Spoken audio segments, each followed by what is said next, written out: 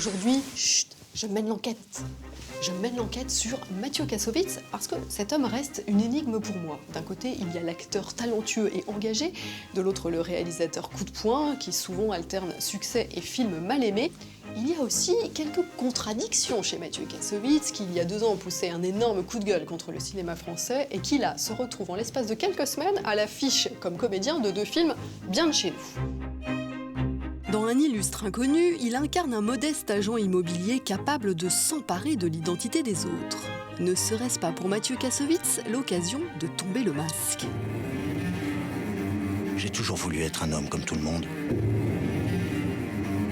J'ai toujours voulu être un illustre inconnu. Bonjour. Si vous voulez qu'on se lance dans la psychanalyse, moi je suis d'accord. Bah, c'est ça.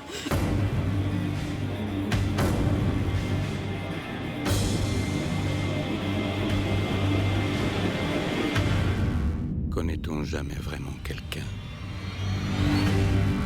Je me demandais, vous, quel regard vous aviez sur cet homme. Est-ce que pour vous, c'est un dingue, c'est un génie, c'est un malade, c'est le meilleur des acteurs? C'est certainement un mec qu'on a déjà croisé une fois dans sa vie.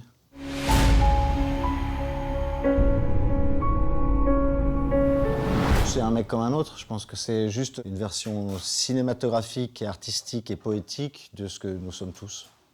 On a tous la représentation qu'on veut de nous, de notre quotidien, avec nos familles, nos amis, nos proches. Et puis on a une version peut-être plus, je dirais pas plus sombre, mais plus à part, plus secrète, plus rentrée, plus intime.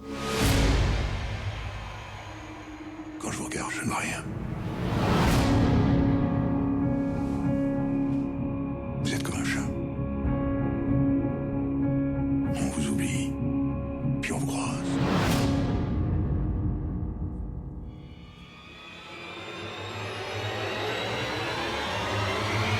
Ce rôle vous amène à vous griber et je me demandais si ça vous plaisait. Donc vous l'avez vécu comment? Je déteste qu'on me dise quoi faire. Je déteste ça. Donc j'ai un vrai problème en étant acteur parce que c'est la base de l'actorat, c'est d'accepter qu'on vous dise quoi faire. Et justement, c'était un challenge. Moi qui n'aime pas du tout qu'on me dise comment m'habiller ou comment me coiffer. Je me suis dit, si je dois accepter un rôle comme ça et que je dois partir dans le grimage et que... autant partir sur un truc aussi spécial que ça, aussi risqué entre guillemets, c'est-à-dire aussi cinématographique, aussi ambitieux. Au moins je me dirais que je ne me suis pas, je me suis pas cassé le cul pour rien, quoi. Vous êtes sûr que vous êtes agent immobilier?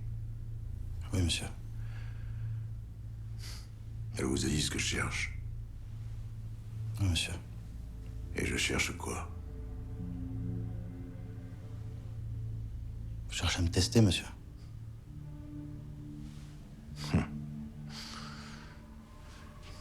Il est malin, le petit agent immobilier. Pour vous, ce personnage, il ressemble à un acteur dans sa façon d'être. On pourrait se poser la question.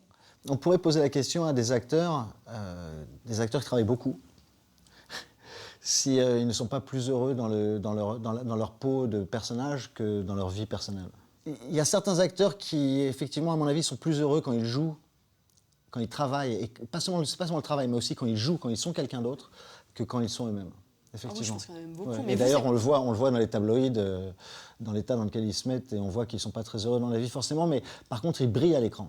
Mais vous, c'est pas votre cas, vous n'êtes pas Non, acteur moi, pour être quelqu'un d'autre. Non, moi j'ai eu la chance d'avoir un métier qui me passionne, qui est un métier de réalisateur. Donc j'ai un détachement sur le travail d'acteur qui fait que je viens en tant qu'acteur vraiment comme un technicien et comme un réalisateur, je participe à un bon film. Et donc j'ai pas du tout d'attachement égocentrique à mon personnage ou de choses comme ça. Et ça, je pourrais le faire à n'importe quel niveau de l'équipe technique. J'ai toujours rêvé d'être électricien, machinot, stagiaire régie sur un film de Jean-Pierre Jeunet, sur un film de William Friedkin, sur un film de Steven Spielberg, sur un film de Jacques Audiard, sur un film des gens que j'aime, quoi.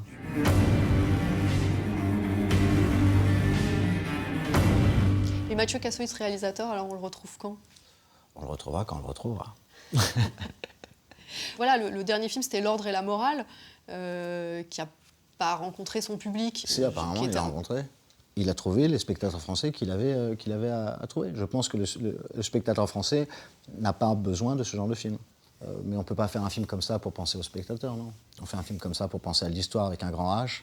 On fait un film comme ça pour penser aux faits divers, aux personnes, à l'aventure humaine que j'ai vécue pendant 10 ans, à toutes ces choses qui sont beaucoup plus importantes que le succès commercial d'un film ou pas.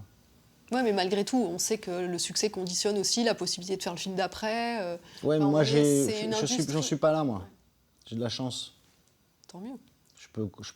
J'ai de la chance, d'être en France.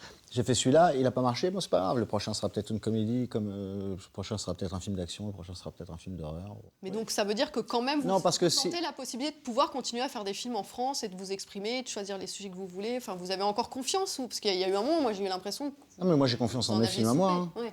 Non, mais dans la possibilité de les faire. Quand j'ai dit les choses sur le cinéma français, je comptais pas mes films à moi. Vous parlez pas de vos films. Non, mais du coup, vous avez quand même encore continué de faire des films en France avec des acteurs français. Moi, tant qu'on me jette pas dehors à coups de pied au cul, je continue à dire mes conneries, puis je continue à faire mes films. Et j'ai la chance de participer à 2 films que je trouve très intéressants et qui ne rentrent pas forcément dans ce que j'ai dit sur le cinéma français. Mais c'est en gueulant comme je gueule qu'on m'offre des rôles comme ça. Ouais, mais là, vous gueulez tout doucement. Non, mais c'est beau, c'est la sagesse. Surtout, non, c'est pas la sagesse, c'est que, comme disait Pierre, il y a des moments pour prendre ses aises et des moments pour prendre sur soi. Le Père Noël est une ordure. Bah oui, il y a des moments pour prendre ses aises et des moments pour prendre sur soi. Voilà, d'accord. Donc là, je prends sur moi. Je fais de la promo.